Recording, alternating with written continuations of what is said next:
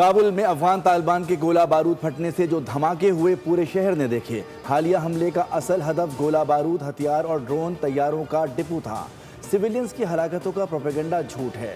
D G I S P R lieutenant general Ahmed Sharif Chaudhry کا interview, کہا کہ طالبان کے اکثر جنگجو وردی نہیں بلکہ سویلین لباس پہنتے ہیں۔ طالبان منشیات کے عادی افراد کو خود کش حملوں کے لیے بھی استعمال کرتے ہیں۔ D G I S P R نے ایک بار پھر بھارت کو افغان طالبان اور خوارج کی سہولت کاری کرنے پر آڑے ہاتھوں لیا۔ بولے کہ افغان طالبان نے پاکستان کے خلاف جو ڈرون استعمال کیے وہ بھارت فراہم کر رہا ہے۔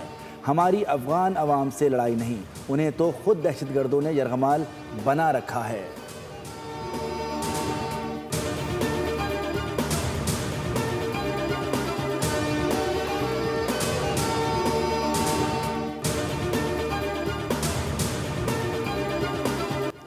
حکومت نے عید الفطر کے پیش نظر افغانستان میں دہشت گردوں کے خلاف جاری آپریشن غضب للحق میں 5 روز تک عارضی طور پر وقفہ کر دیا۔ وفاقی وزیر اطلاعات عطا تارڑ نے ایکس پر بیان میں کہا کہ وقفہ اپنے طور پر اور برادر ممالک کی درخواست پر کیا گیا۔ وقفہ 18 اور 19 مارچ کی آدھی رات سے 23 اور 24 مارچ کی آدھی رات تک لاگو ہوگا، تاہم سرحد پار سے کسی بھی حملے، ڈرون حملے یا دہشت گردی کے واقعے پر آپریشن غضب للحق فوری دوبارہ شروع کیا جائے گا۔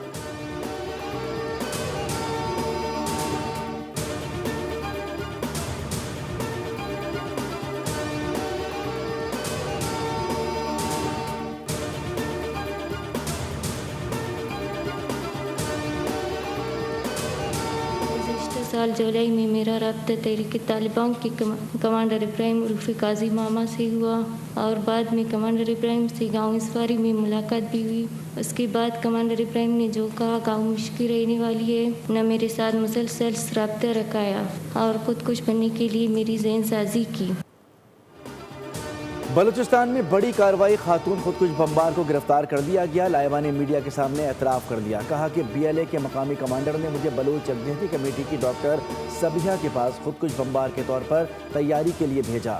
کمانڈر ابراہیم نے مجھے خودکش حملہ کرنے کے لیے ذہن سازی کی۔ کمانڈر ابراہیم کی تنظیمی باتوں سے متاثر ہوئی اور خودکش حملے کے لیے تیار ہوئی۔ مجھے ٹارگٹ دیا گیا تھا کہ میں مزید لڑکیوں کو اس کام کے لیے تیار کروں۔ تمام خواتین سے کہوں گی کسی غلط سرگرمی کا حصہ نہ بنیں۔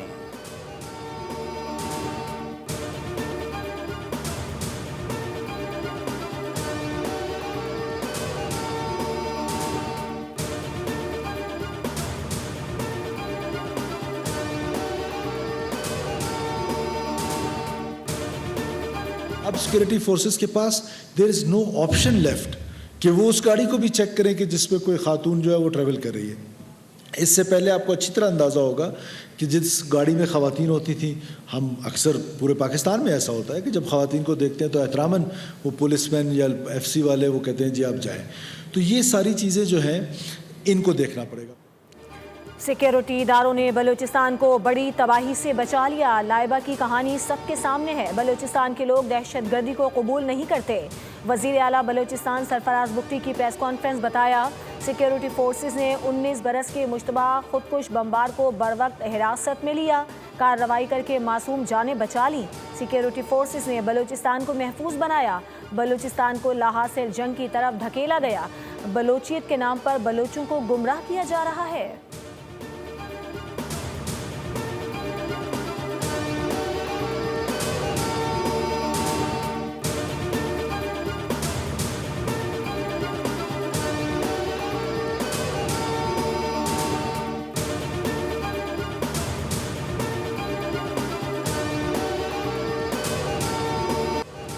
قومی سلامتی کے سیکرٹری علی لاریجانی اور غلام رضا سلیمانی کی نماز جنازہ ادا۔ انقلاب اسکوائر پر عوام کی بڑی تعداد شریک تھی۔ علی لاریجانی حملے میں اپنے بیٹے مرتضیٰ نائب سیکیورٹی افسر علی رضا بیات اور محافظوں کے ہمراہ شہید ہوئے تھے۔ 67 برس کے علی لاریجانی انقلاب ایران کے بعد ابھرنے والی اہم شخصیات میں سے تھے۔ علی لاریجانی شہید سپریم لیڈر علی خامنائی کے قریبی اور قابل اعتماد ساتھی تھے۔ ایرانی پارلیمنٹ کے اسپیکر، صدارتی امیدوار اور سپریم لیڈر کے مشیر سے لے کر سپریم نیشنل سیکیورٹی کونسل کے سربراہ کے عہدے تک پہنچے اور شہادت تک اس عہدے پر فائز رہے۔ وہ ایران عراق جنگ کے سابق کمانڈر بھی رہے۔ سابق سیکریٹری سعید جلیلی علی لاریجانی کی جگہ لیں گے۔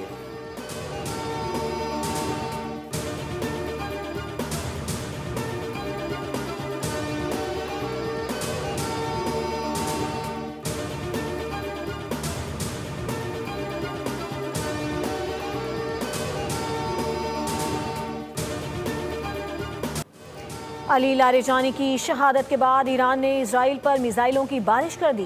تل ابیب میں متعدد گاڑیاں تباہ، 200 افراد ہلاک اور زخمی ہو گئے۔ ایرانی پاسداران انقلاب کے مطابق اسرائیلی دارالحکومت تل ابیب پر قدر، عماد اور خیبر شکن میزائل داغے اور 100 سے زائد فوجی اور سیکیورٹی اہداف کو کامیابی سے نشانہ بنایا۔ حملوں میں کلسٹر وار ہیڈز والے میزائل استعمال کیے گئے تاکہ زیادہ سے زیادہ اہداف کو نشانہ بنایا جا سکے۔ اسرائیلی میڈیا کے مطابق حملوں کے بعد تل ابیب کے ٹرین اسٹیشن میں بھی آگ لگی۔ اسرائیلی حکام کا کہنا ہے کہ کلسٹر وار ہیڈز فضا میں پھٹ کر چھوٹے بموں میں تقسیم ہو جاتے ہیں۔ تل ابیب پر ہونے والے حملے کے بعد مجموعی ہلاکتوں کی تعداد بڑھ کر 14 ہو گئی۔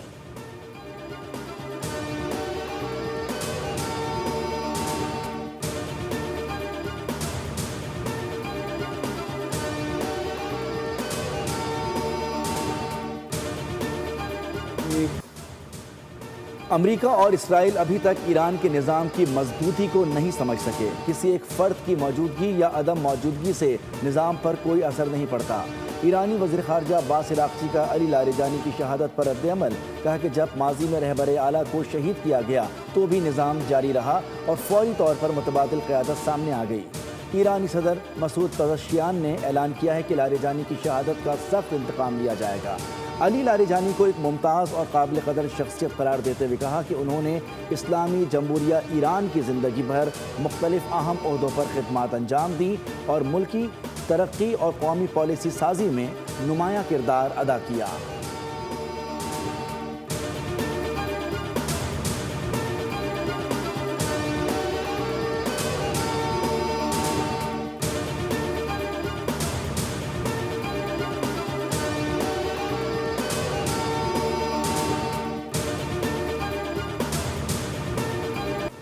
امریکہ اور اسرائیل کے ایران پر حملے جاری۔ اسرائیلی وزیر دفاع کا ایرانی انٹیلیجنس منسٹر کو شہید کرنے کا دعویٰ۔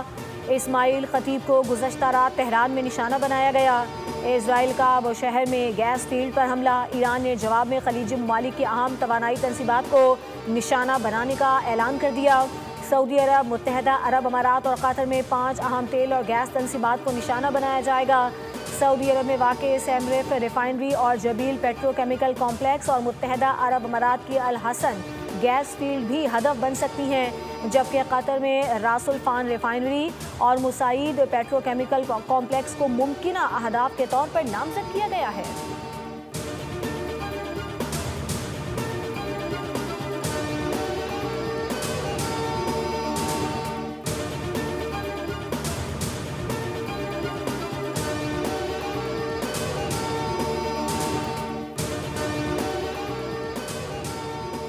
ہم اپنے شیڈیول سے بہت آگے جا رہے ہیں۔ علی لاریجانی کی شہادت کے بعد امریکی صدر کا بیان، کہا ایران پر حملہ نہ کرتے تو وہ اب تک ایٹمی ہتھیار بنا چکا ہوتا۔ ہم نے ایران کی فضائیہ اور نیوی کو مکمل تباہ کر دیا ہے۔ وائٹ ہاؤس میں صحافیوں سے گفتگو کرتے ہوئے ڈونلڈ ٹرمپ نے کہا کہ امریکہ جیسے طاقتور ملک کے صدر کے طور پر کہنا چاہتا ہوں کہ ہمیں کسی کی مدد کی ضرورت نہیں۔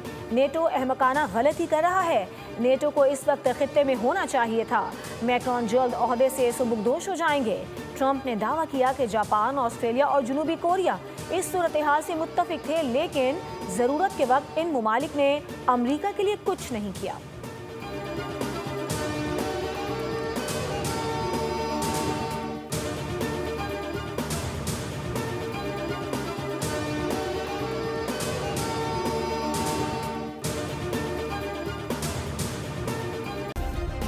سبسکرائب کریں اور بیل دبائیں تاکہ کوئی خبر رہ نہ جائے۔